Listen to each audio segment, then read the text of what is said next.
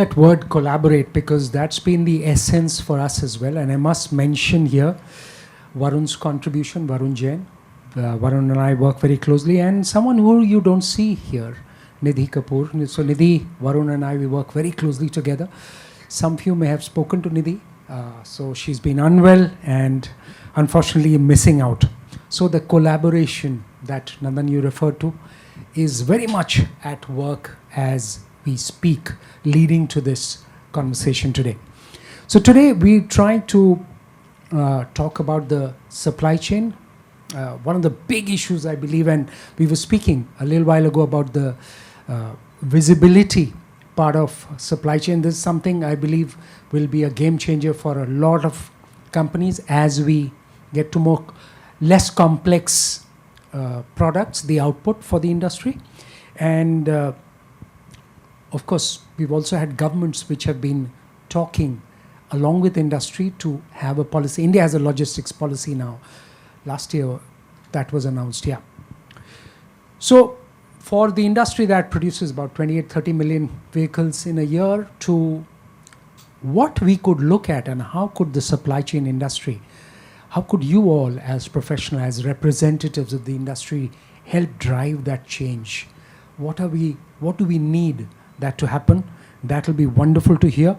So the first, if I can begin with you, Mohit, the big picture, if you can talk about how could we tomorrow emerge as one of the key places for manufacturing. Supply chain needs to be in place for that, for the EV world that we are coming to, and for perhaps the manufacturing that could take off in a big way. So, thanks Ashutosh, and thanks ET team for getting us all here. It's been a pleasure coming again for another session, and the best thing about these sessions is that we take back a lot compared to what we give, because we give only 1/6 of the input and take 5 inputs from the others. So that's the motivation that brings, I guess, all of us here, and that is the most, the best thing about these kind of sessions. So, and having Ashu lead this discussion is even more interesting because he has perspective on all things, including cricket, if you are not aware. So, and Nidhi, since it's getting recorded, we are missing you, but anyways, get well soon. Coming to the industry, as Ashu also pointed out, I have the few numbers with me. We do something like 28 million vehicles as per the data released in 2024 for 2024. This obviously excludes the electric rickshaws because that's the most unorganized sector that we have within the automotive sector.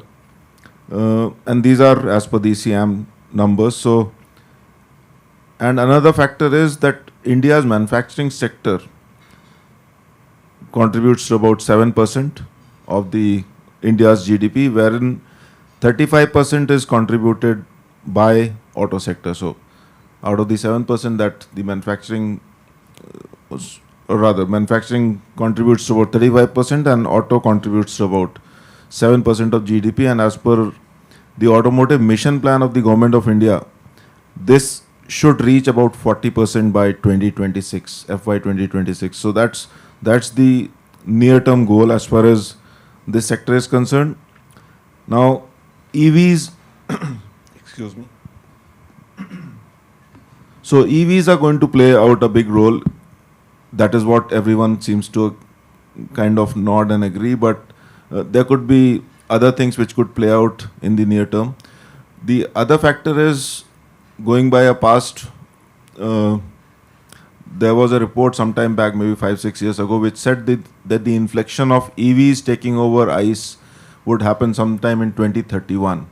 Now, as per a latest CNN report which came about a couple of months back, the inflection is now slated to happen in 2040. So the shift is already happening as far as the inflection of EVs. When I say inflection, the number of EVs getting produced, taking over the number of ICE engine vehicles getting produced, is going to happen in some time in, say, 2040 as per the latest report. So there's still some time to go. Now, there are two tracks playing out in the EV space. One is the two-wheeler space and the four-wheeler space. So when we talk of two-wheelers, the cost of ownership of a two-wheeler over a life cycle, the delta between a ICE engine and a EV engine or EV vehicle is close to 50%. So that makes the EV vehicles a bit more, or rather more attractive to the buyers, because then the overall cost of ownership for the life cycle is almost 50% lower than that of ICE engines. But the delta in case of four-wheelers is about 24%.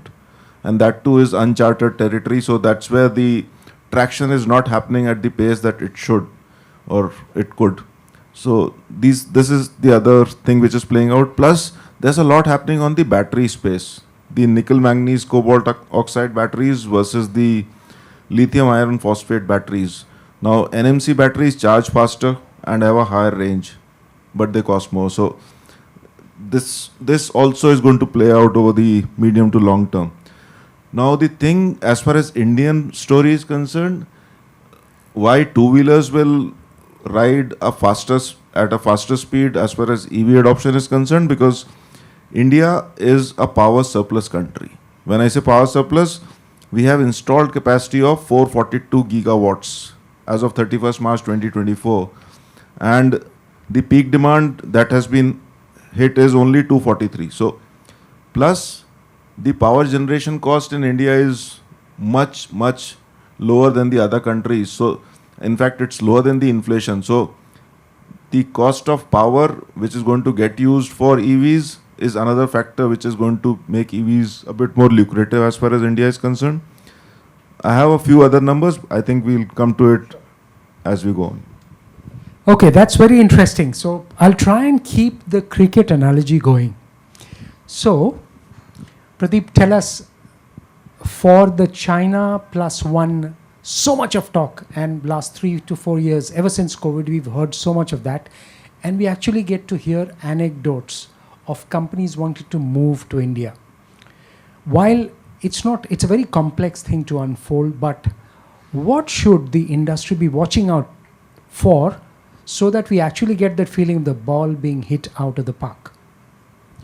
Okay, when we see China, the first perception in the mind comes is cheaper product. And the quality is also susceptible, because we are at an outlook where we see China for a cheaper product which we buy in India, like Diwali lights and all. And also the lithium cells being produced in China are cheaper that we are assembling in India now. The foremost thing which carries across the globe is China being a cheap metal supplier, but the quality is questionable. So here in India, we have a much more edge when we talk of now aeroplanes being made, tanks being made, fighter jets being made in India. The quality is at the benchmark. So I think as a India, industry should look for a better, robust, reliable and reproducible products to supply into the global market to take a edge over China. So, but it is too early, but yes, we can dream of in next 10 years that we will be surpassing China on export of products of automotive parts specifically across the globe.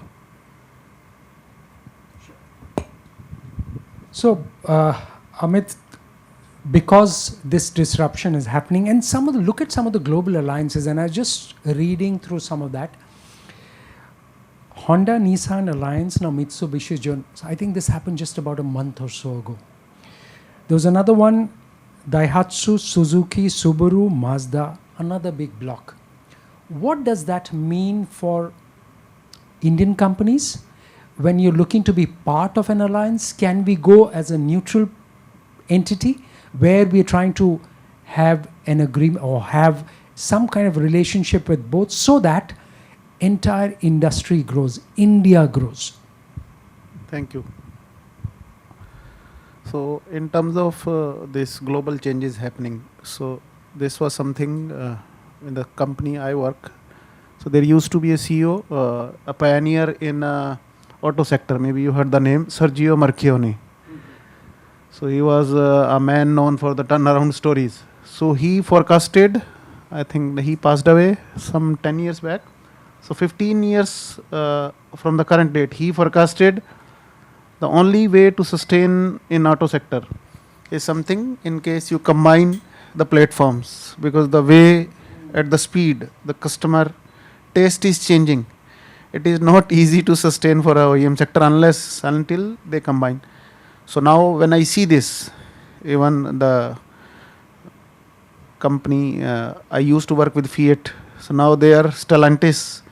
So they acquired Chrysler. Now they are merged with Peugeot. So they are one of the joint. So I see what he said, how it is turning around. So definitely this is the only way to sustain. I agree. Now coming back to your question, how can India contribute? So maybe again using your cricket analogy, it's always best to try to play in your home ground. So definitely you will not get a chance to play every match in your home ground. So maybe I will share some example. Nowadays there is a latest trend, and you may be aware, software driven vehicle. And just a common analogy, ADAS, a vehicle communicating with each other. Once you are in perimeter of 5 meter or so, you will get an automatic brake. So now coming to the, again, my statement on home ground, Indian strength, definitely we are trying to compete with China, but it will take time in terms of manufacturing or the factory of the world. But our strength is definitely software. And this is something I will say I am observing is contributing a lot to all the global players, not only to the tier 1, but all the OEMs. If I'm not wrong, somewhere around 1 million software engineers out of India is working dedicatedly for this engineering sector. Not only auto sector, but technically it is called Global Capability Center. What does it mean? All the IT companies are using Indian talent, means Bangalore, Noida, Gurgaon. So all these sectors are basically known for this Global Capability Center. So whatever vehicle, whatever technology you see worldwide, 90% of the software behind that will be either originating from an Indian company, or in case it is MNC, even then they have a capability center in India. So definitely our strength, as I mentioned, is IT. So we are leveraging that. Then definitely we have to be aware. We have to keep our eyes open, because nowadays competition is there, but thankfully the kind of talent, and I will say the number of engineering colleges, the kind of graduate engineers we are having every year, and thanks to the leader like Infosys, Tata, they forecasted this I think 40 years back, and nowadays you see almost in a single campus 100,000 engineers coming out at 5 p.m. So this gives a kind of glimpse what can be the India strength, and definitely we cannot leave this manufacturing sector or other areas we are touching, but yeah, we have to work on our strength. It's a fantastic point Thank that you make, because if you look at the big picture, and Kuldeep, I'll just come to you, that bigger picture, if you look at the 80s, if you look at that software companies that came out of India, IT services companies, they were the Wipro as hardware companies, Wipro, HCL, they used to be the hardware companies. The 90s saw the Y2K boom where the software companies took off. And the generation, the decade after that was the companies like Flipkart, look at Zomato, all these are that decade. And suddenly some of those supply chain companies started coming in, and now they are getting traction and getting bigger as well. So, Kuldeep, that big picture which he referred to, software driven, how is that supply chain, how is that impacting the supply chain and globally making its mark, which opens the opportunity? Right. So first, thank you. So first of all, I'll give you some facts. So this may change our perspective altogether, right? Maybe my perception, or I see lot of improvement taking place. First fact is, when we say the number of components are reducing in a typical EV vehicle, so I'll tell you the typical EV two-wheeler is having component 4 times of the components in a EV IC vehicle. Why I tell you is because there are a lot of child parts, the sub-components in ECU, motor controllers, motors, battery, charger, BMS. So typically single cylinder IC engine because most of the EV vehicles are having a gearbox, is having almost 400 components, whereas the only motor controller is having 400 components. So people saying EV is easy game, easy to build, is actually a myth. One. Second one is we are very happy because we are developing a lot of platforms, we are developing a lot of software. Today the truth is 80% of the BMS used in Indian two-wheeler industry is imported from China. Out of this 80%, 70% is supplied by one single company, right? And you can easily find out, you open any battery in bigger swappable batteries, that is a single company, the name starts with D, right? And the reason is because they have n number of use cases. So their algorithm is proven, and still the Indian startups, Indian software companies are not having that much data points. One. Similarly, last year, 1 year ago, 100% of the motor controllers for two-wheeler, even he can vouch this for three-wheeler, is imported. 100% of the L3 today 100% of the L3 motor controllers imported. Out of this 100%, 80% is supplied by one single company in China. Name starts with C. Right? So though one side we are happy that we have reached to a level, so we are very good. So all the people leaving out of the Wipro campus or the Mahindra software tech parks, right? But they are actually doing software work, or they are doing lot of offloading work for the companies in USA or Europe. So and most of the things they get from because of the higher manpower cost or something. So I'm not saying we have not reached to a level, the Flipkarts or Zomatos of the world, or the Ola cabs of the world. But if you see still our level of innovation, the number of patents we do, so you'll be surprised the number of patents we register in India is much less than number of patents people do in Finland, a very small country, right? So there's a big path, big way, and I find really a big gap, especially coming to EV, are still, if I count number of components, localized number of components, truly, and you will be surprised, whatever number of EV two-wheelers you see, we are now almost touching 1 lakh thanks to Ola, because 40% of that 1 lakh they are subsidizing almost every single vehicle. So similar number is sold in India, and that is not registered. We call it low speed vehicle. And out of this low speed vehicle, because this is not registered, there is no promotion policy, EMPS or FAME, other than battery and tire, this vehicle is completely imported from one single country. Because the name starts with C, right?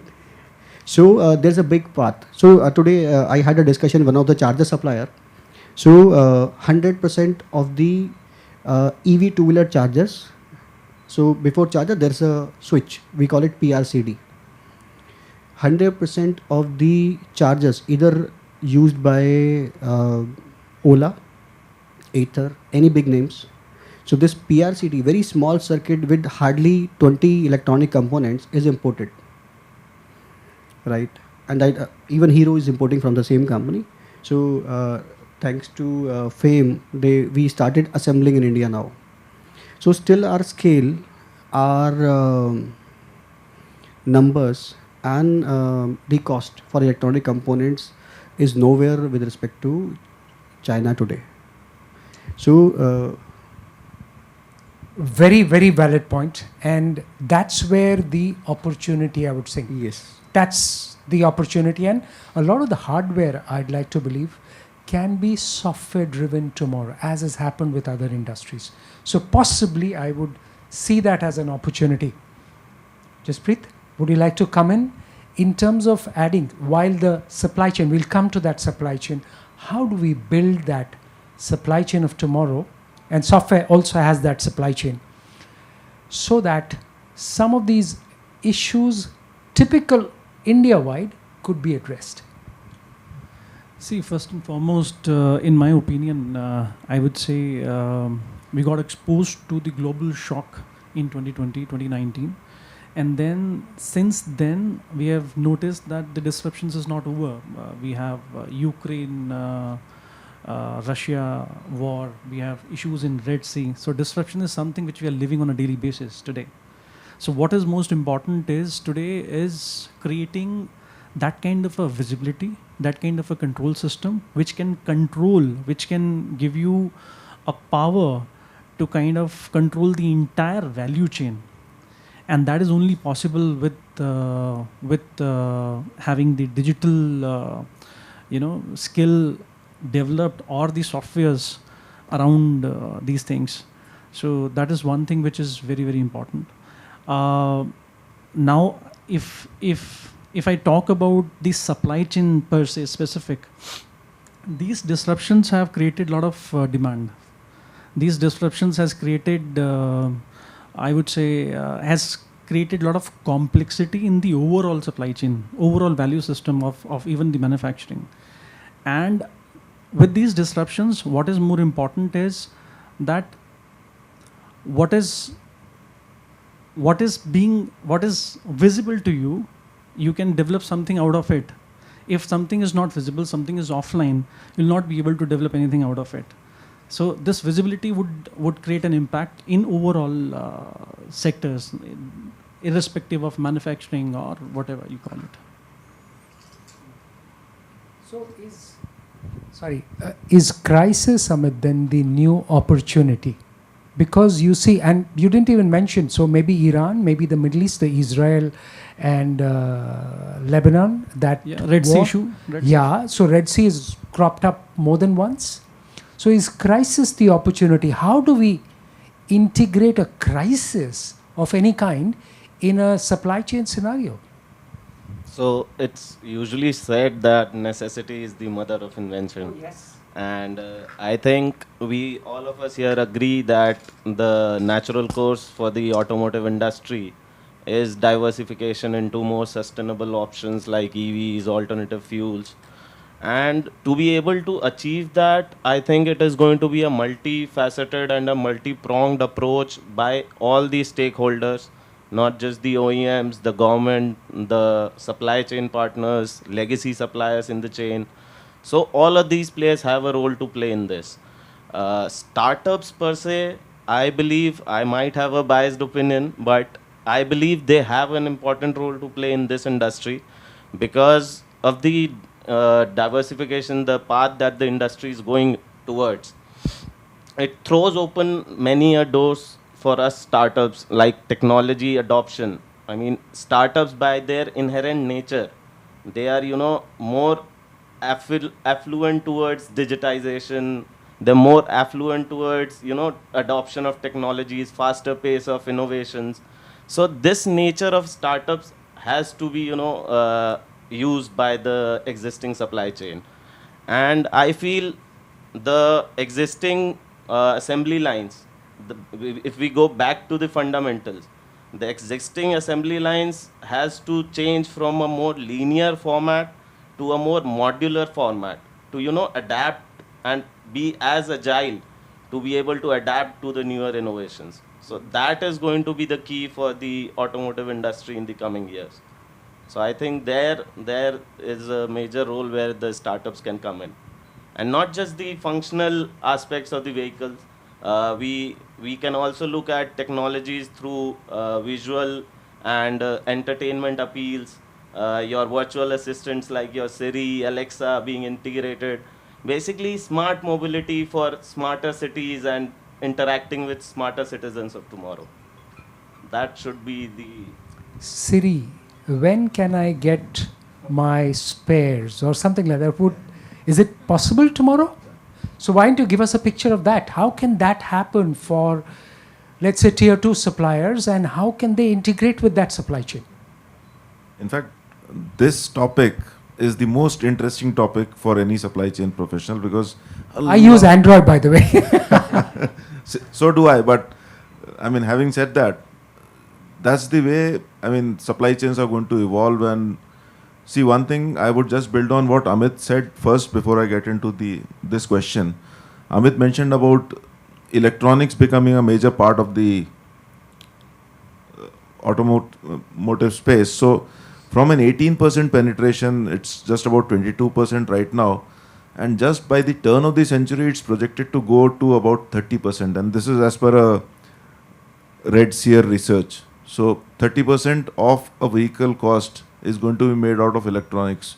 And it's going to increase further. So going by what it used to be maybe 1 or 2% in the early 80s, we are getting to 30%. You never know, it could get to, with the connected vehicles and everything, it could get to 50% or whatever. And now coming to this question of end-to-end connectivity and responsiveness of supply chain, startups, I'm not saying just because there are two of them here, startups are the ones who are going to drive this behavior going forward. They are the ones who are going to enable the end-to-end digitization of the supply chain. It is for the auto companies to adopt the way they, the offers that they bring to the table or the opportunity they put on the table, because they are the guys who are going to link your supply chain end-to-end. And the term that I've coined for that is 3C. The 3 C's would stand for connect, communicate, and collaborate. So I want my entire supply chain end-to-end, from the supplier to the customer's customer, to be connected real time, because the first C is connect, the second C is communicate across the chain, and once that starts happening, the collaboration will happen. So this trigger at the right end of it or the leftmost end of it should transmit real time, and this is where the enablers come in. Obviously, their products and services have to be commensurate to the cost expectation of the auto OEMs and the auto suppliers, because technology, if it comes at a prohibitive cost, it doesn't lead us anywhere. If it gels with our overall way of working and helps us improve, again, there's a research which says, a recent research which says companies which are looking at improving the operating efficiencies are looking at mainly 3 or 4 things. One is waste reduction, productivity enhancement, and most importantly, optimizing the inputs for optimizing the output. So all this can happen once you have a integrated or well-connected supply chain. So the smallest trigger in any bit of the chain should help you take a countermeasure there and then. So easier said than done, but you guys need to understand our pain and build systems and processes so as to give us that connectivity, because sitting on as a supply chain leader, I should be able to forecast what's going to happen. A Red Sea crisis, I know it's going to happen, or something of that kind is going to happen. You should be able to throw out options as to how I can mitigate that crisis in the easiest possible and the cheapest possible manner. If that starts happening, the adoption is going to be much faster. So guys in the automotive space are the ones whom you should be looking at hiring, because people who know the wherewithal and what goes and what not are the guys who are going to help you design the best possible systems. A IT guy it's going to be something akin to a rally, wherein you are driving a sub-Saharan car rally, wherein you need a very good driver. The driver has to be something like a startup, but the co-driver has to be something, the old stuff, who knows the terrain. So he's going to guide you, navigate the terrain, and you, with your skills, are going to do it faster. That's going to be the game changer. So I love the way you've put it, and I'll come to you, Jaspreet. So the point that you made was about some of the issues around cost, maybe, so that it shouldn't be prohibitive. So I'll probably suggest, or probably flip the question a little bit. How can you show that value so that cost in some way becomes probably a non-issue? So the full stack technology-driven organization would work on data. Today, the entire industry is working on these spreadsheets, and again, as I said, they're working on the offline data, which doesn't make any sense. You need to really get into a trouble and go backwards and find out the data and work on that. But the full stack technology organization would work on the real-time data, which will for sure enhance the efficiency, and it will enable you to take your decisions very, very fast. With that, the second stage comes wherein we do a lot of workflow management. the automated workflow management with a lot of AI into that. When I say workflow management, that means you're avoiding surprises because it is being choked digitally, not manually. So if you're avoiding surprises, that means you're little less exposed to the risk and consequential damage. There, the larger, I would say, exposure goes in the consequential damage in the entire supply chain, I would say. So if you're working on that, eventually you see a lot of value coming on the table if you have the real-time data flowing into a system, AI working, and a workflow management thing, which is an integral part of the full stack supply chain. So that would really, really help. And eventually it is impacting your cost. It is bringing your cost down. Why this has happened? There have been organizations which are there in the industry, I would say from 200 years and 300 years. They have been developing a lot of systems, right? But at the same time, they're so large, they're so big today that any change they would want to do, they might take years to do the changes, and it is a huge, huge cost. There come in the startups like us, because we are starting from the point wherein there is a need, and now we are bringing the technology which is required today, which is kind of, we're not working on a technology which is phased out in last, 20, 30 years.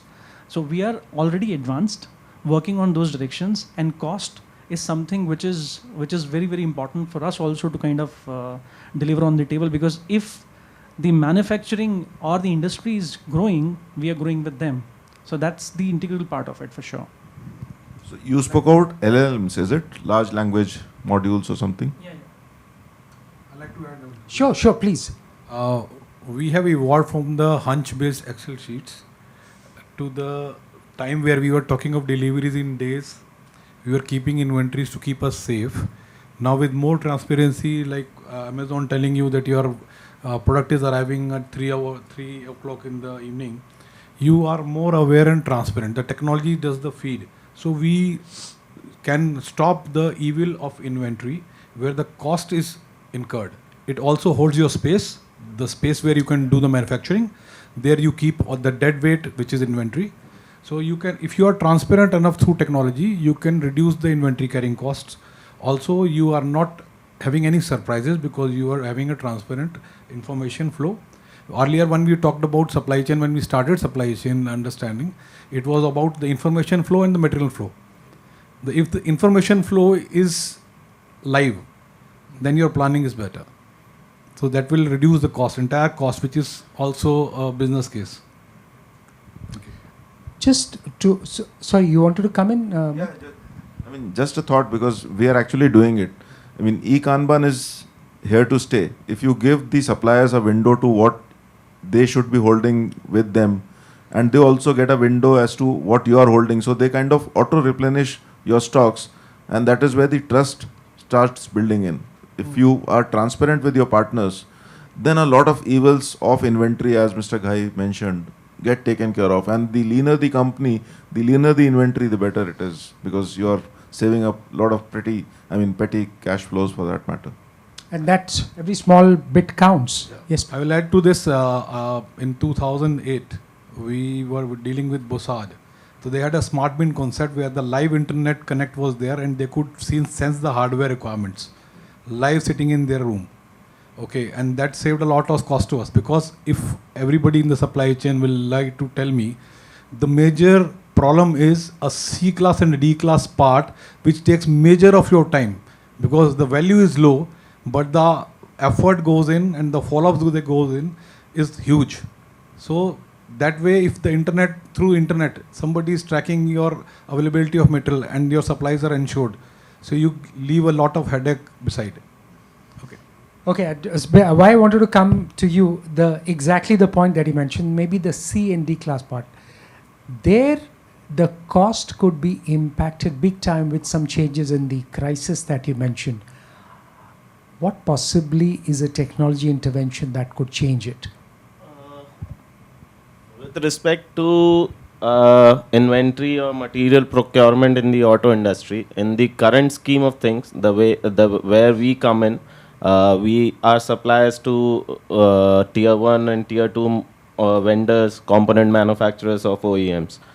So the way we help them out is we give them customized solutions, so as to not hold any inventory at their factory floors, or not to have any capital investment in the form of processing facilities for that raw material, which we are doing it outside of their factory floor. So all these things, I think, with the EV space coming in, the complexity of the products, at least in the transitioning phase, when you have hybrid and plug-in hybrid vehicles, you will have to have ICV and you will have battery, both of these systems. You will have more components, and you will have newer components in the form of battery packs, transmission lines, motors. So naturally, a startup or a new age company which tech enables the entire procurement, the entire flow chain and the life cycle of the product. Traceability is a very important function in the auto industry. You need to know the raw materials that went into producing that finished product. So tech can easily do that. I mean, that is the role tech can play, and I don't understand why it is. I mean, it's a no-brainer basically. So I think this is the way: just-in-time inventory, traceability, warehousing solutions for reducing the inventory cost for the existing players, newer component manufacturers, not just for the finished goods or the raw materials, but also for the recycling value chain. Like you have EVs, batteries. There's a startup, I think, in the name of Loham. These guys are recycling EV batteries, and because the market is not mature enough in India, they are importing it from European markets. So I think there's a role to play for startups in this, the tech enablement of the entire supply chain and reducing the overall costs. Okay, so let's now focus a little bit about the changing market dynamics. And Kuldeep, the product life cycle, typically what, as a kid, I remember people having ambassador cars for probably 20 years or something like that, 15 years for sure. There was no regulation of 10 years and 15 years then. But if you tell it to a younger kid today, they will be shocked beyond belief. How does the supply chain get used to that, of that agility? And of course, some of the associated issues. Very valid point. And coming back to the same example, so we used to have scooters, right? A family scooter. So we saw the scooter when we were kid, and we saw that scooter that maybe our father or grandfather, and they were keep on running the scooter for lifelong, or a car, the early ambassador car or Maruti car. So typically, if I'll again talk about the starting from the EV industry. So they are different product for different product life cycle. For example, the EV low speed scooter comes with only 1 year warranty. There is no government regulation. EV high speed scooter or a two-wheeler, not high scooter, there is a regulation that minimum warranty should be 3 years if you want to qualify the FAME and everything. So typically when you say this, the battery, all the other parts are equipped for 3 years. So the mindset of consumer is the product will work for 3 years and then I'll sell this to any better recycler or the other guys, because majority of the cost will go to EV. And coming to even the EV commercial vehicles are having a fixed life. So even most of the EV players supplying to B2B, same as Kinetic Green, so they have a buyback policy.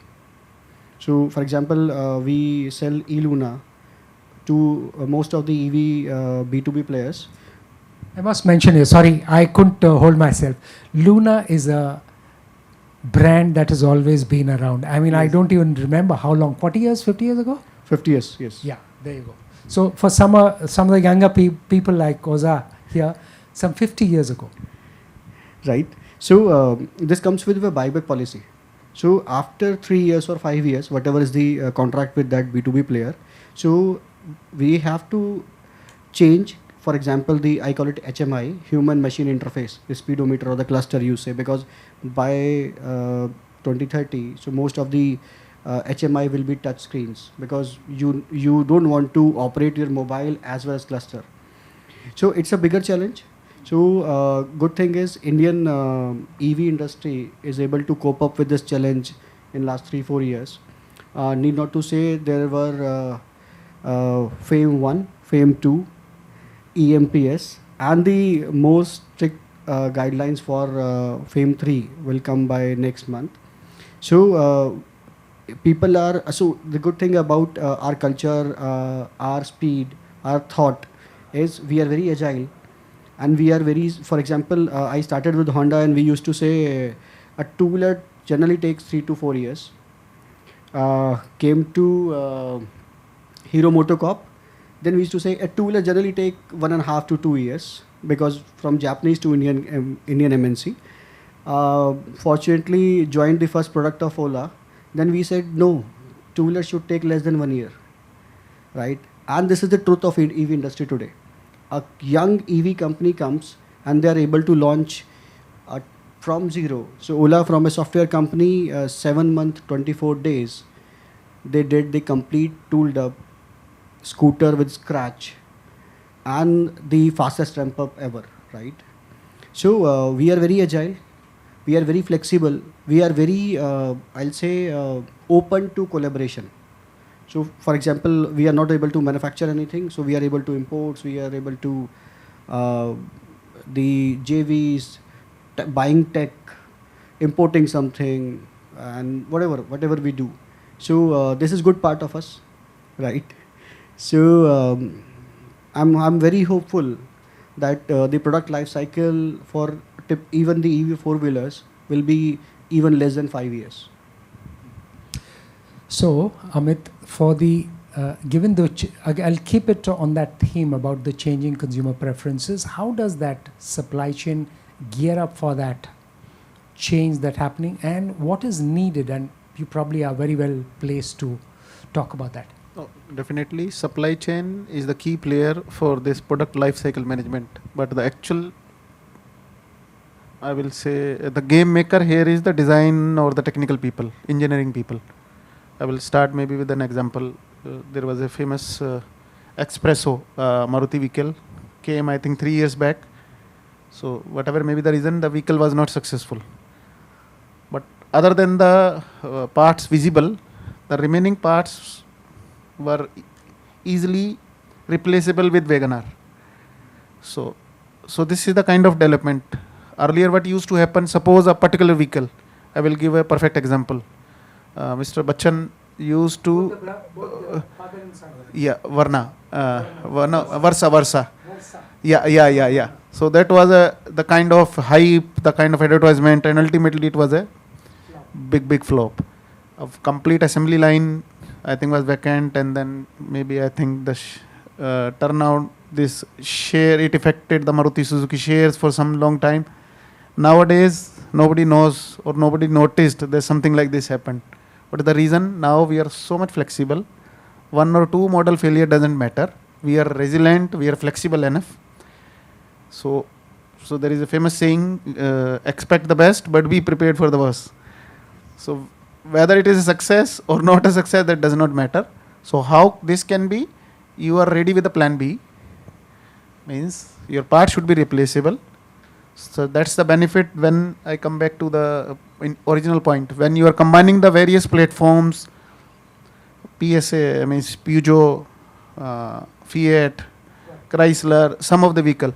And recent example is this, you may be aware, this lots of this Tata vehicle, they seem similar to Indian Land Rover or Indian Range Rover, if you see closely. A lot of the phones, smartphones today look the same as each other. Yes. No, but what Tata did basically, fortunately, they acquired this Jaguar Land Rover at the right time. And now they are reaping the benefit.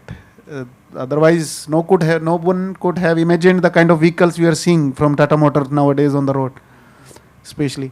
So this is the kind of resiliency or the backup plan we should have. So this is, and then definitely supply chain coming back to your original question, what can supply chain be? Supply chain should be, I will say, capable enough to what maybe on a weekend, maybe from Monday onwards, this vehicle will no more in production. So how is the plan? Definitely, we cannot air freight anything. So something like this is expected. I'm not in position to comment exactly what is expected from supply chain, but yeah, they should be ready with plan B, and definitely there should not be high cost impact. Means definitely you can have everything by air, but ultimately you cannot pass that cost to the final customer. So this is how we have to be mentally ready. Okay, that's a very good example, because in software, some of which I'm a little bit aware of, you have components as software. So it's almost like small parts of a software which you can fit, let's say, in a supply chain scenario, in tomorrow, let's say, something that comes to mind, a company, a Thiruvananthapuram based company, which had a product called TBMS. So it started with a telecom billing management service, and then graduated to what they called as a transaction billing management service. So the same product, they went and sold to hotels as transaction billing management service. So something like that, I guess, is what you're talking about. So what should be the features, Pradeep, for the supply chain of tomorrow? And as we build, and we're already seeing some of that happen, which you gave the example of Ola, how quickly they were able to turn around. What should be the essential features of such a supply chain? First, I would like to add a little lighter note on what he said. The Versa now is eco, so we don't waste anything in India. So other thing is, yes, supply chain, as rightly said by a few of my co-panelists, that we have to adapt to the new, way of thinking from a hunch-based and Excel sheet-based supply chain, from a data analytical based supply chain, where we can make an informed decision. So whatever decision we are making are informed. We are well aware of that is the data based on which we are making decision. Earlier was, say, I remember one of my boss, he was telling me once, तो देख लियो जुलाई में ना number जो है बिल्कुल गिर जाएंगे. This was all hunch and experience based. But now nobody talks of JCB not being sold in July and August because of rain. So the entire customer behavior of buying changes in decades, now in years now. So what I'm talking of in a funny way is now what we see in mobiles, there is always a software update. There is going to be a supply chain update next time. So I remember I used to call STD booths to track my trucks. Now I get information in hours of delivery. So supply chain has to be ready with the advancement, because customer expectations are growing. They see with Amazon, they see with other companies, they're delivering in hours. So the supply chain has to be ready with agility to have a change from the customer end for the last mile delivery address change. So they can change the delivery location just hours before the metal is getting delivered. Now, as we grow, and we come from a background where we saw an experienced based terrain co-driver who knows the terrain, and people who are innovative and they are able to take the risk. With people like us, we are growing and evolving from the people from our age. We are evolving from a technology we are used to play with marbles to the way we are playing on the mobiles with our kids. We have evolved a long way. Now we are adapting to the supply chain of future. And we are the lucky ones who have evolved in such a large span. Now when we say supply chain readiness for the new robustness in system, I said agility and a responsible supply chain. When I say responsible supply chain, it comes to the cost, it comes to the delivery as per the customer expectation, it also calls for environment protection, it also calls for the cyclic economy. So fantastic point that you made, and that gets me to what we hear from companies. So a Zepto tells me they're going to deliver in 10 minutes. So does a Blinkit. Big Basket now says 30 minutes or something like that. Now that has to have that supply chain element to it. There is a guarantee that's coming. How does the automobile company prepare for that? How does any automobile company prepare? Because one of the key elements has to be visibility for that. How do you build that into the system so that probably you can match, or can you match some of the food companies, pharmaceutical companies? Is it possible to do that for, or is it needed for automobile companies? In fact, it's more than need, it's the writing on the wall. When I say writing on the wall, because we all are customers, look at how we behave when a blanket order gets delayed by 5 minutes. We don't want any variability in the way we accept or expect a supply. So that is the behavior that's going to pan out. And we are all oldies sitting out here, except for the 2 young guys or 3 young guys or 4 young guys. Now, the next generation, or the Gen Z as we call them, are even more impatient. I mean, if we oldies are becoming impatient, look at their behavior. They've been used to it from the birth, or at least from the time they were 5 years old or 10 years old. So that's the kind of change that's happening. And it is imperative for us to be able to match the customer demand, even if we are sitting in the automotive space. What will make that happen? A lot of data analytics, lot of back-end data, churning out predictive analytics, algorithms being built into a demand-driven MRP kind of thing playing out. You get a demand projection, you do a mapping of how it panned out over the past few periods, and then plan your productions accordingly. I mean, it not just optimizes or gives you visibility, it also optimizes your resources, because then you exactly know what you need to produce, how much you need to produce, and if you are connected throughout the chain, then the chain also knows what they are supposed to deliver. So even if the achievement is say 95% or 2 sigma or thereabouts, this will bring about a transformation in the way companies behave and respond to customers. So every company has to become extremely customer centric. Customer centricity, I mean, if your customer has demanded X, you better give him X at the time that he had asked for. There's no another way, because if you don't do it, someone else is going to do it. So companies which build systems and processes to become agile and responsive to the customer needs are the ones which are going to play a bigger role in the future. There's a lot of collaboration which is happen. Look at the way Marutis and the Toyotas of the world are collaborating to provide similar vehicles under different brand names. So companies will no longer be sitting in silos. You'll see a lot of consolidation happen even in the EV space.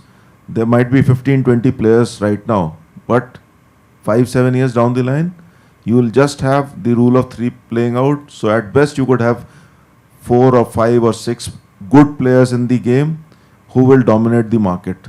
And the OEMs, or the ones who have a wherewithal, for example, a company like a Hero MotoCorp, which has an extensive network, or a company like Maruti Suzuki, which has an extensive network, these are going to put in the millions of or big money into this game, because they are the ones who have the network and they can harness that network to capture the market.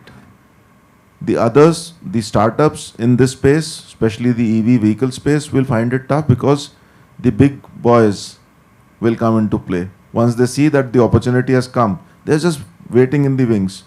And once they sense that the opportunity is there for them to get into the EV space, they're going to make it really big. And they have the money and the deep pockets to do it. So a lot of transformation is happening. Sure. So we'll just come to you.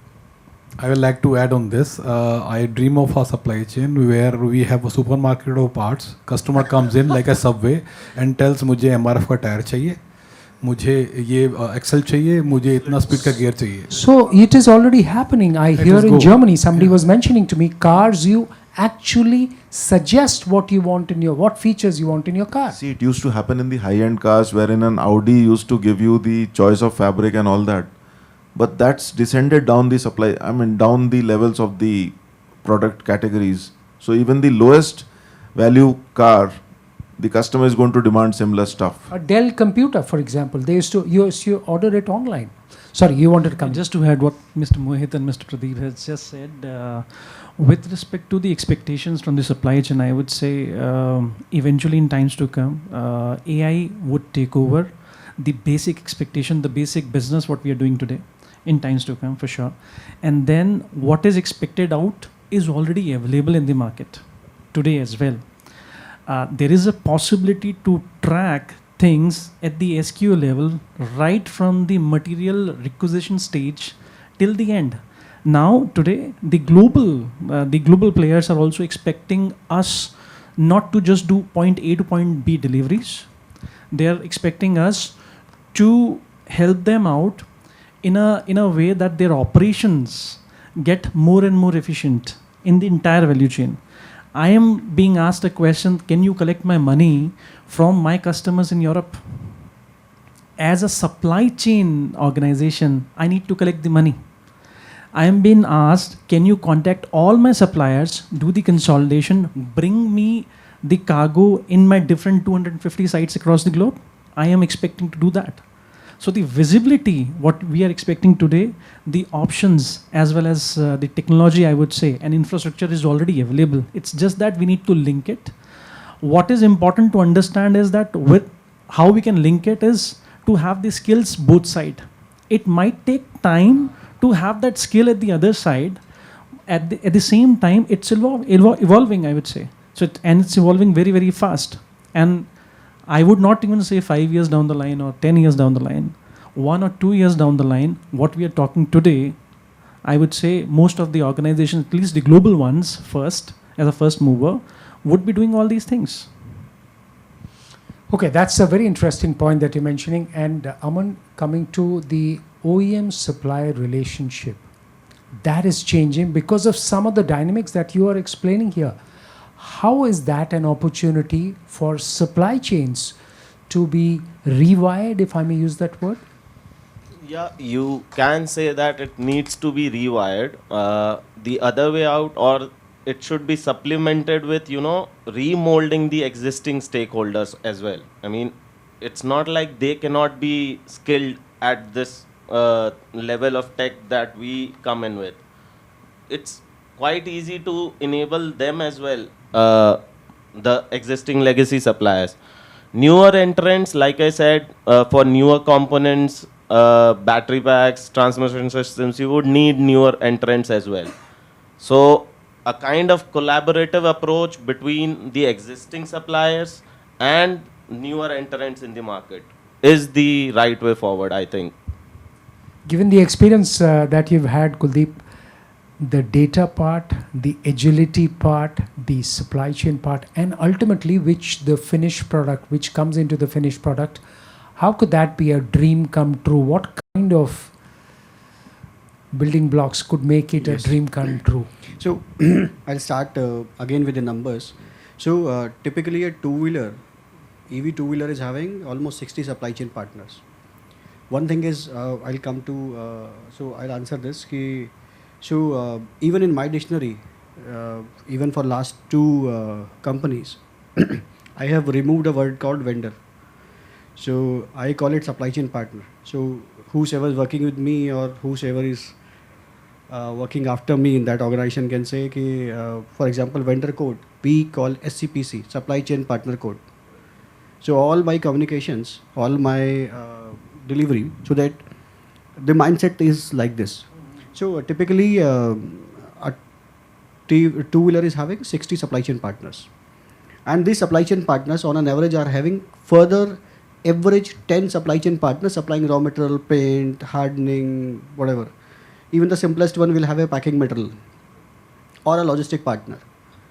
So the complex one may have up to 72 supply chain partners, the component wise I'm saying. So typically, if I take average of 10, 600 supply chain partners should move in the same pace. I'm talking about a dream, right?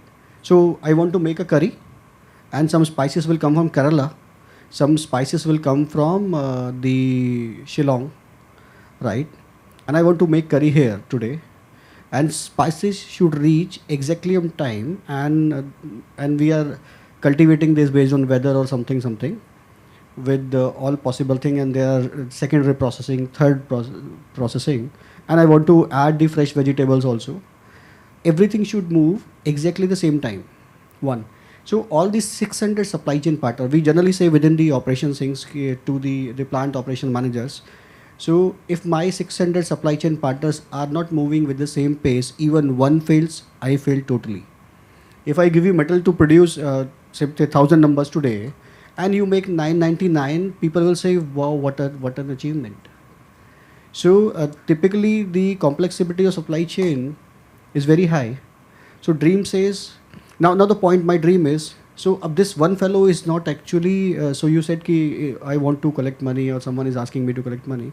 So if one person is not performing, 599 are performing, so whatever loss they are getting, so there should be a legal contract. So all the typically AI or supply chain platforms talk about deliveries, visibilities, percentage, graphs, BI. They don't talk about, they are not, for example, Amazon or Flipkarts or delivery, all these people are actually having a rule that if you don't perform, these are the penalties. You don't deliver pizza in 30 minutes, pizza is free.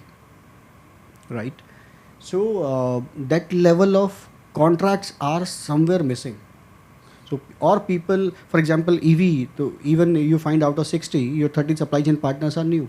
They are new to industry. They are not matured, or they really don't know they are going to do a mistake in planning, forecasting, risk management, strategies, right? So, still all the AI data and everything should be linked with somewhere with contracts.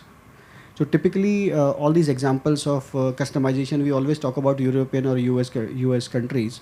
The reason is they are very tough in contracts. So may their development time is 3 months, their contract time will be 6 months. But they'll ensure that you are binded with contracts. If you are losing something, if you are not performing whatever your deliverables, so you will pay for the remaining 599 guys, irrespective you are bankrupt or whatever happens. So typically this is a dream. I plan say 1,000 vehicles tomorrow till last this thing. All my supply chain partners, logistic partners, packaging partners, even the service partners are so much aligned that they get, okay, this task came to my workflow and I need to do insurance at that time when vehicle is leaving, transit insurance. So everything aligning, even the best of best softwares, SAPs and whosoever it is, are not having all possible things, so that I can plan vehicle in one column and all the workflows are done, and if someone is not performing, the intimation goes back to the remaining 599 and this is okay, let me save my inventory because maybe this fellow is not performing. So that's a big dream to have, obviously. But let's try and do some of the India focused opportunities, and as we integrate more and more with the globe, the supply chains integrate, the often spoken about China plus one takes shape. How do we make sure, now that it's reality, how do we make sure it actually falls in place with some of those requisites in place as well? So before we get into that, let's do a quick reality check. Now we say India is going to do this, India is going to do that. I'm going to take a few names which may not be good to hear, but that's the actual fact. Now India's manufacturing market size is almost similar to that of Vietnam and Malaysia. Look what we are talking of. Manufacturing market size being similar to that of Malaysia and Vietnam. Yes, exactly. He's got the numbers spot on. And we've been hovering on that 15%, in the 13 to 17% band for the past so many years.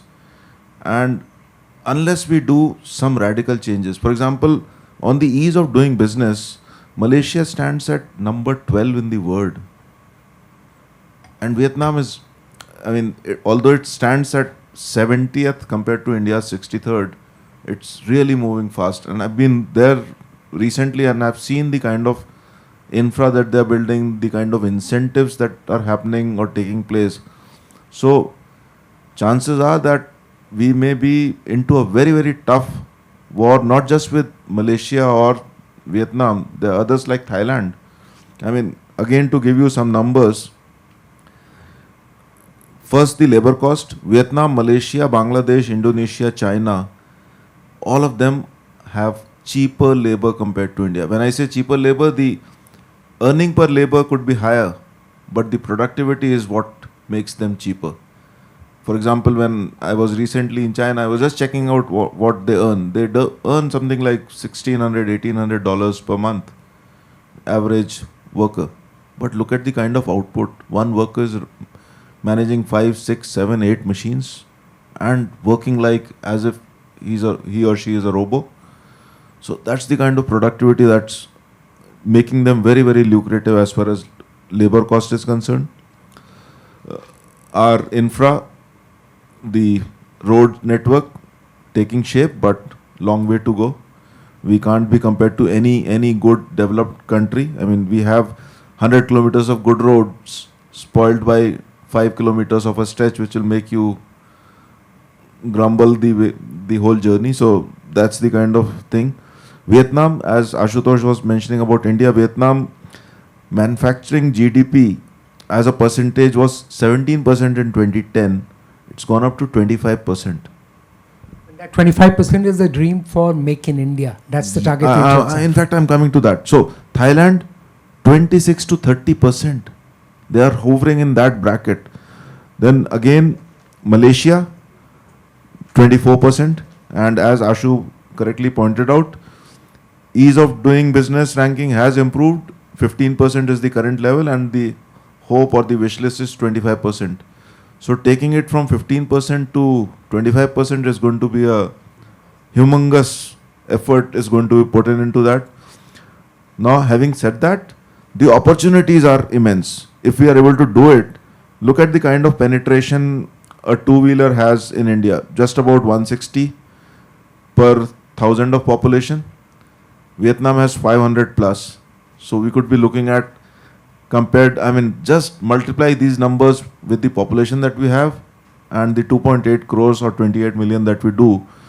We could be looking at within India doing something like 10 crores, and the global opportunity, again, as per as research says, 110 to 130 million is what we can export on a annual basis. That's the kind of opportunity, because the whole globe wants vehicles and they want the cheapest ones.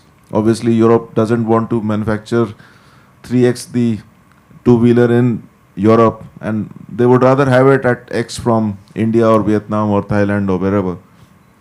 On the passenger vehicle, we are a paltry, I mean, we don't even compare with the best in the world. We are 20 times lower than the best in the world. So look at the kind of opportunity that we have. So this is the overall opportunity, plus you have the EV opportunity, which is going to pan out. And as I said, two-wheeler is the space where you could see a 40% penetration by the turn of this decade. Four-wheeler, I would reserve it to 10, 12, max at 15% by the turn of the decade. So, but the overall numbers, if we were able to, if we are able to get us to the 25% target that we have in mind, then the overall numbers will multiply like anything. So that's the opportunity that we have.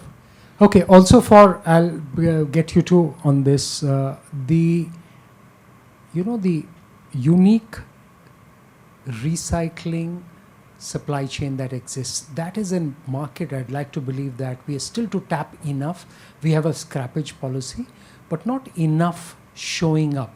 How do we make use of that? How does the supply chain get ready for, well, ready is one word, but make it smart enough so that any consumer can possibly effect that kind of a transaction?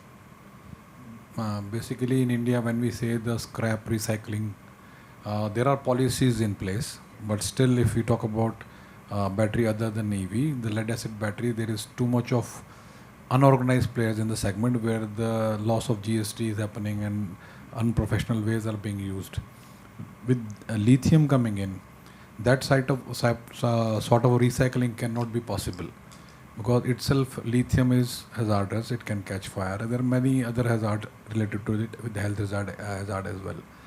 So government has to be strict on the policy where the OEMs which are making the vehicles have to ensure with the life cycle ending, the buyback of those batteries happen. So that they give a cost where the consumer itself, they don't wish to go and sell it to anybody outside this OEM. That has to be a compulsion. So they have to restrict that there are professional recyclers in place, because if the circular economy is not in place, we are going to end up with a heap of lithium in India, which will cause a major health hazard going forward. So putting in place, we should have professionals coming in from international, collaborating with international players, which will be doing the recycling in India. And in any case, India is the recycling hub of world. Whatever you dump, we recycle. Yeah, shipping comes to mind immediately. Alan. So that way, India can, with collaboration, can become the lithium recycling hub as well. But it has to be a responsible supply chain, clearly. Amit, would you like to come in, please? No, definitely scrap or idle recycling situation is a dream, definitely. But maybe Mr. Gadkari, I think 2 years or 3 years back, launched this scrap policy. And definitely it is directly related to the kind of affordability. For example, I'm planning to replace my car.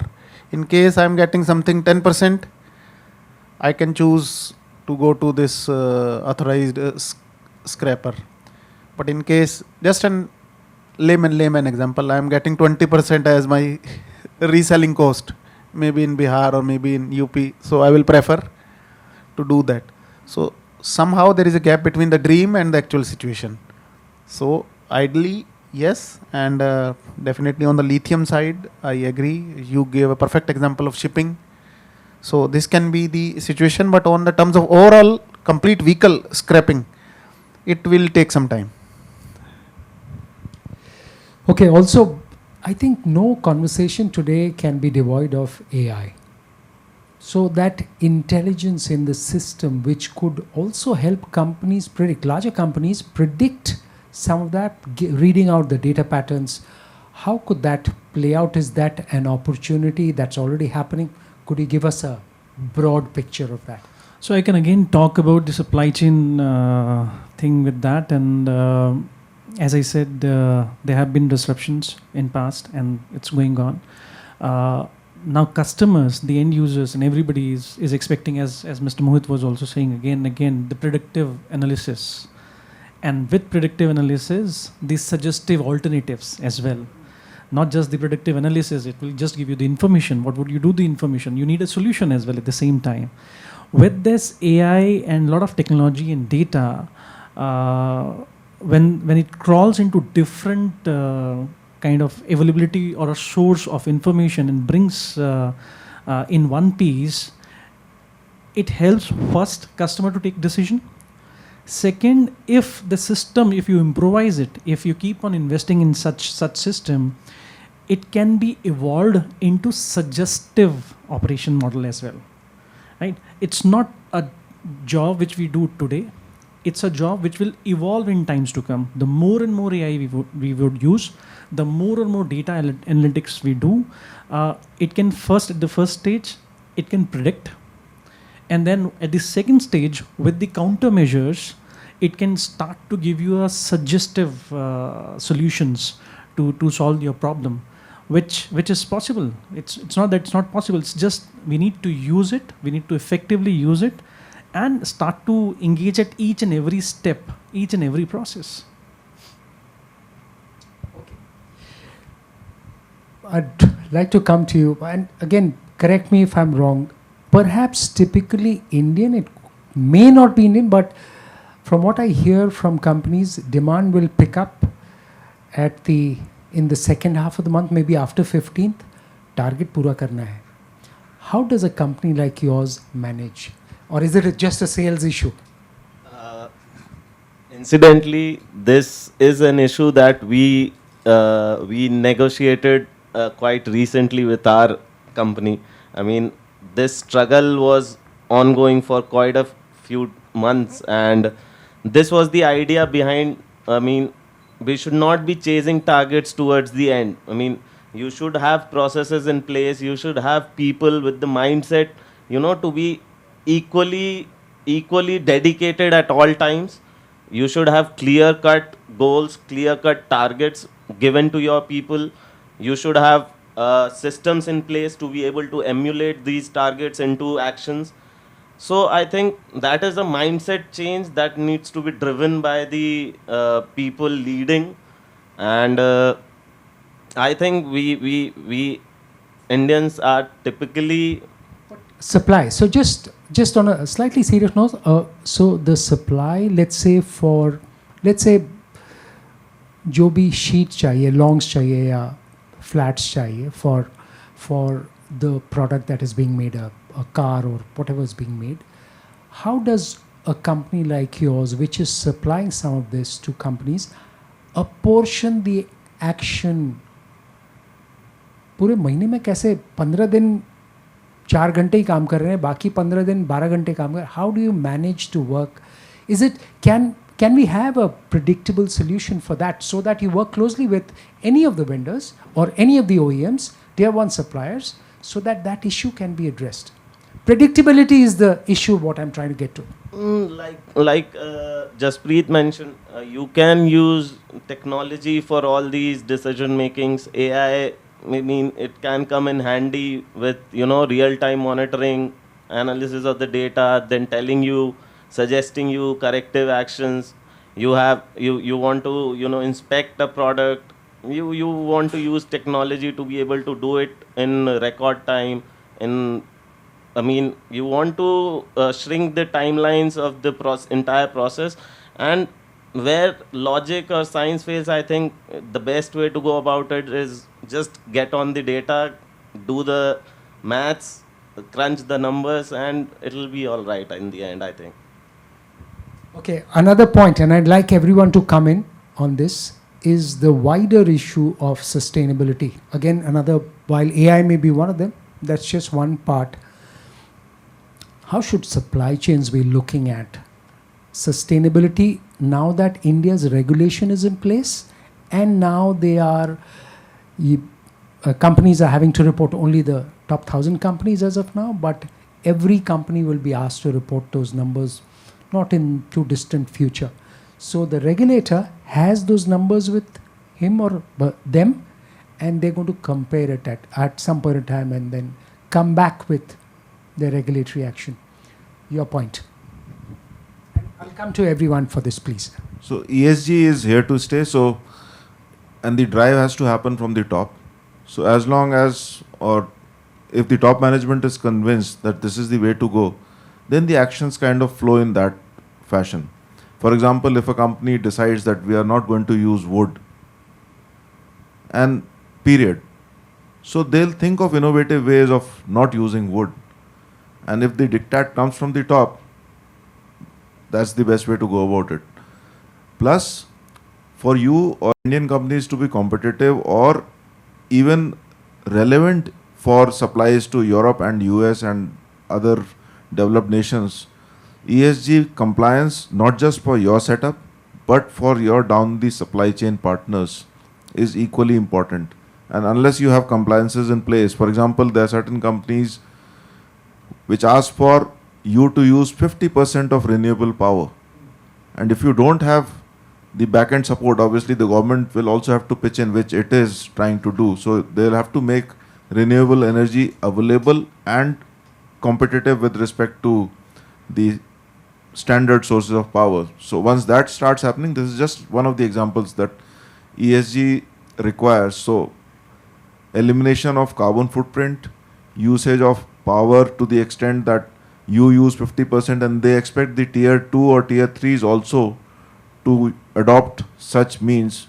So this is something which is going to pan out, and the earlier we or sooner we adopt, for example, each company should have its own ESG policy to start with, and each function should have their ESG framework. For example, the supply chain function should have a framework which mandates for the suppliers or the business partners down the line to adopt 1, 2, 3, 4, 5 practices to start with, and then the list should keep on getting appended for them to become more and more ESG compliant, which in turn makes you more ESG compliant and makes you more likable to the business partners abroad. Very well point, Pradeep.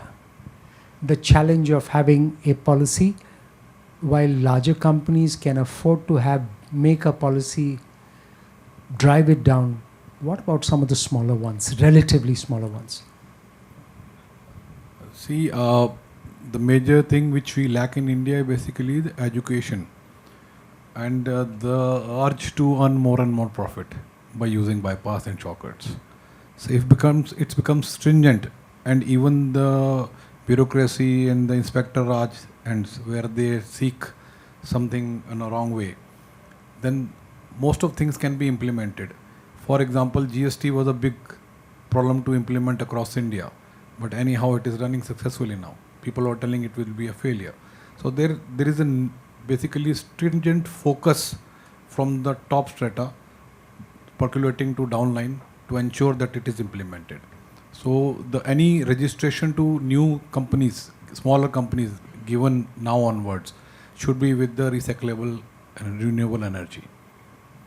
So all those things which are bad for environment and also not very cost effective should be replaced by renewable and recyclable. Very interesting point that you've raised, because the new Electricity Act gives you as a consumer, you, when I say companies as well as individuals, the right to demand green power. So while it may not be practically possible, but legally now we've taken the first steps. So I thought I'll just bring that perspective. No, Yeah. no, definitely I like to add to what Pradeep just mentioned. It is a question of definitely education and the kind of, you can say, a mindset. First, maybe I will start with non-auto. Suppose you're going to a hill station. So how many of us are carrying our own bottle? Or Bisleri? Yeah, definitely. Most of us can afford. So Bisleri and lots of byproduct of drinking Bisleri. This is just an example. So this is the kind of mindset, and it cultivates everywhere. Any company owner having a succession plan, maybe his son or his grandson will be the ultimate owner. So whether, what is the kind of planet we are living for the next generation, this is the mindset we need. Maybe I started with Japanese companies, I think 20 years back. And this is the kind of mindset they have. The MD used to have his own coffee mug every morning. He's washing by himself. That is again Japanese culture, but no cup, no disposable cup, ultimately zero waste in the evening. This is the kind of mindset 20 years back. And see where we are. So same, not only from the policy driven or compliance point of view, this mindset should be there. When we're putting up a new plant, rain harvesting should be there, not just for the occupation certificate, it should be ultimately, and recheck every year whether we are truly recycling the rainwater or no. So I will say there is lots of steps to cover, but Starts with the mind. Yes. So I see a lot of change in last couple of years. Especially nowadays, if you see, a lot of startups are funded by the global funds.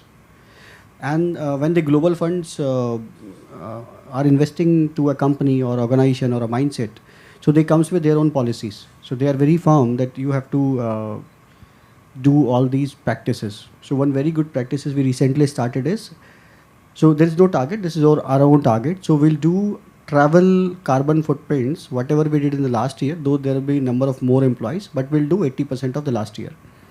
So we calculated how many people, by default finance data, you can say how many people took flights. So what was the flight from Delhi to Pune? This is this many kilometers. So by default, whenever you are putting some claim or something, so this will calculate that how many people are using trains, travel, coming to office by EV. So we promote EVs, right? So we say, okay, if you are coming, so try to use the public transport or come by a sharing car, or then use your own EV, then pool these EV. So the admin and HR is by default they have the parking data, who is parking, how many people are coming, how they are commuting. So there's a change, there's a significant change, and people are committed. The big houses are committed to themselves, and within quarterly, monthly, different discussions, they say that this month was the annual average target. So this month we did better than this, or we were actually worse than this. So I'm sure the change will come. And again, I see a lot of population, a lot of people. So I was just telling before the session that 70% of the people before buying a typical two-wheeler, they think of EV. Out of the 70% people, 40% thoroughly evaluate all the possible options, the service center nearby, the average, the price, the cost of ownership, whatever, or they consult to someone, a sales guy or their friend or whosoever is buying the same brand. Fortunately, unfortunately, though this is a good number, the EV penetration is increasing like anything. So two-wheeler, this is close to 6% today. Three-wheeler, this is huge. So if you see, more than 50% three-wheelers are EV today, whatever lead acid or lithium. Four-wheeler is also increasing gradually, though there are challenges of the power stations or the charging stations. So I'm sure the education level is increasing, and I say every 5 years there's a new generation. So maybe in next 10 years, so there'll be 2 different generations. So this will be a considerable point, and there are a lot of tech is coming to a place. Your phone will tell you there's a night, you switch from the bright mode to the night mode. Or there are a lot of small players coming to the home lighting and everything. So there is no movement. They will your light will automatically switch off. They will see your temperature, the room temperature versus the fan speed, and your typical behavior. So AI comes into place. So they say कि I generally feel comfortable at 25 degree. So if someone was using the same common drawing room AC at 19 degree, maybe my son. So when I am into the room, so the automatic temperature will be 25 degree with the same level of fan speed or something. So with tech coming into picture, the global exposure coming into picture, so I'm sure the gap will be bridging this gap as fast as possible. Is that? Yeah, I think it's working. Yeah. It's working now? Okay, good. Okay. It's a very, very serious subject which cannot be ignored. There are many activities, there are many initiatives people at individual level are taking, companies are taking.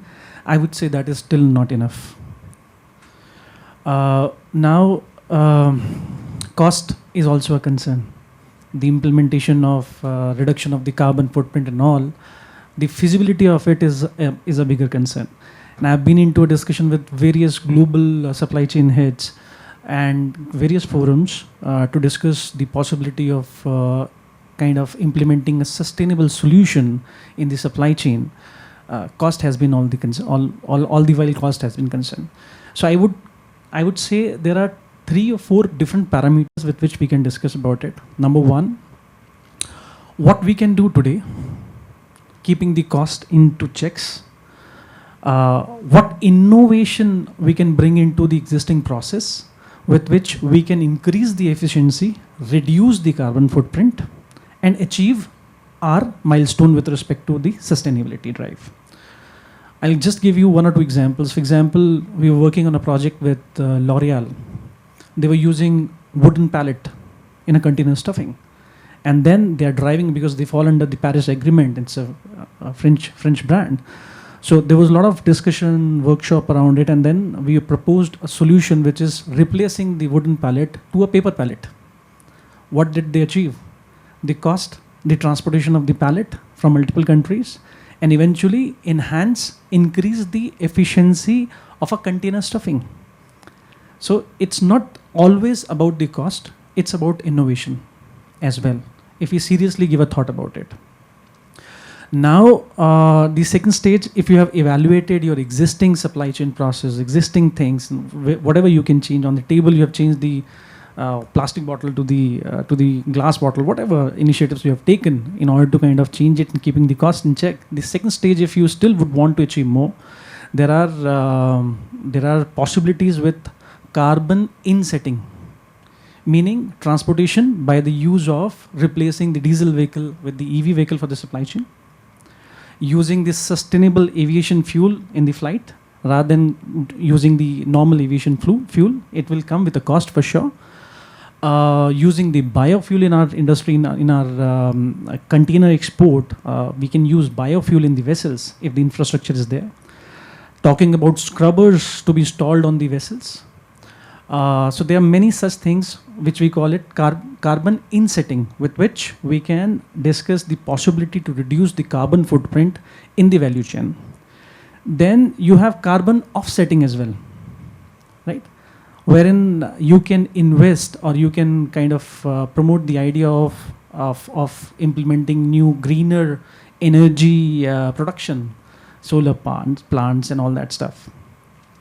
Again, there is another thing which is called carbon credits. You can buy carbon credits as well in the market if you really want to. And with those carbon credits, the investment goes into the sustainable solution across the globe.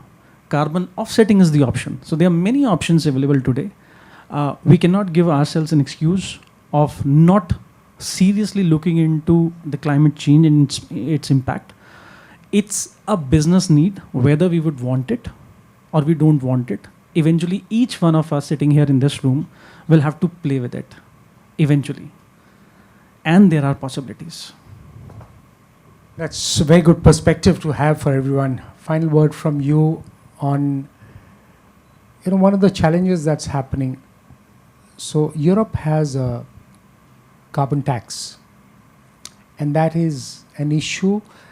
You are increasingly seeing that point that we discussed about, some of these protective non-tariff barriers that are coming in, and that flavor of different governments wanting that. If you want to have a point of view, we can extend it by a couple of minutes. Would you like to comment on that? How does it impact the supply chains and the companies, upstream companies as well?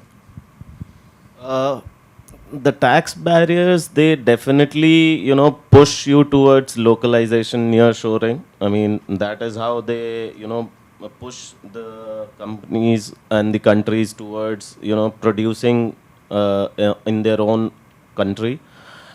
Secondly, I think these, in the longer scheme of things, I think it's to be looked at from the point of view of sustainability. I mean, should not be overlooked from that perspective, because ultimately we should be able to contribute in whatever fashion we want to. And it has been an ongoing debate between developed and developing nations as to, with the ozone depleting and the greenhouse gas exchanges between the developed and developing nations.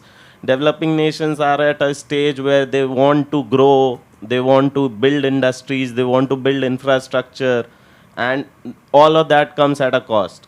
But developed nations have all that in place, and they want to, charge developing nations for this.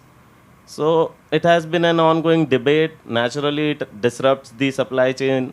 We've had instances of disruptions with the semiconductor. Nobody could forecast that.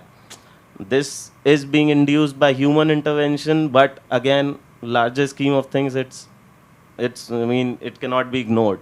Someone had to do it. Anyone on that wider issue of protectionism, which could impact supply chains? Anyone? If you want to come in, please. Yeah, sure. So we call it globalization now. It's in a way, it's trending a bit because there was a hyper globalization, right? Countries today would want to use their natural resources to best of its efficiency. And that's how deglobalization is coming into the picture. In the name of climate change, in the name of global disruptions, in the name of corporate strategies, in the name of geopolitical issues, it's an important thing which is evolving. Is it good? Is it bad? it has its pros and cons. For us in India, I would say it's both good and bad. Good in a sense that at least now we'll try and talk about diversified market, new markets. We'll go to the new markets. We'll not stick to the one market, or we'll not dependent on just few markets. So the suppliers out of India would now try and think that how they can diversify. They can go to different countries. How they can create a domestic consumption, or create a domestic resilience, I would say, more than just depending on one nation, on one area. So at one side, you have the issue, and it's purely not based on one thing, it's based on many, many factors. As I said, geopolitical issues, climate change and all that factors. But on the other side, it is bringing a lot of opportunities on the table as well. When we say that they are restricting, they are putting tariffs, it's their problem too. The cost of a t-shirt or a shirt being produced in Bangladesh, Vietnam and India versus if you try and start to produce that in Europe, it's impossible. One, they do not have labor. Second, it will inflate, or I would say it would bring the inflation in place if in case they restrict it. But at the same time, we should not forget, as Aman also said, that sustainability and climate is also a major factor. So I would not say it's good, bad. It's a need, and we have to evolve with that. And it's a change which we need to accept. More than one world emerging, perhaps? Yeah. In fact, I have a similar dispassionate view as he just mentioned, because we are discussing resilient supply chains. Now, the 4 pillars of a resilient supply chain include sustainability as one of them, the other 3 being agility, localization and culture.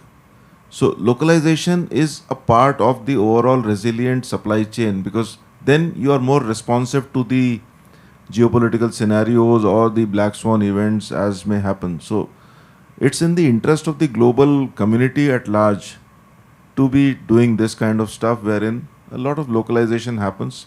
It opens windows for companies in India to expand abroad, and I think we should look at it very, very positively, because that's something which is going to play out.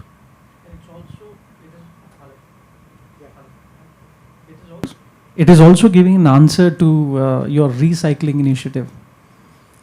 We can reuse more, recycle more if you have these barriers all across. So it's not just market economics will take over. Yes, yes, you can say that. Okay, any other points? Okay, so thank you so much everyone for being a part of this conversation. Thank you indeed. And as I mentioned, you'll shortly see a report around this online and in the paper as well, Varun, right? So we hope to carry on with similar conversations, and we hope to touch not just the automobile industry. Sustainability is industry-wide, so hopefully all of that. Thank you for being a part of this conversation.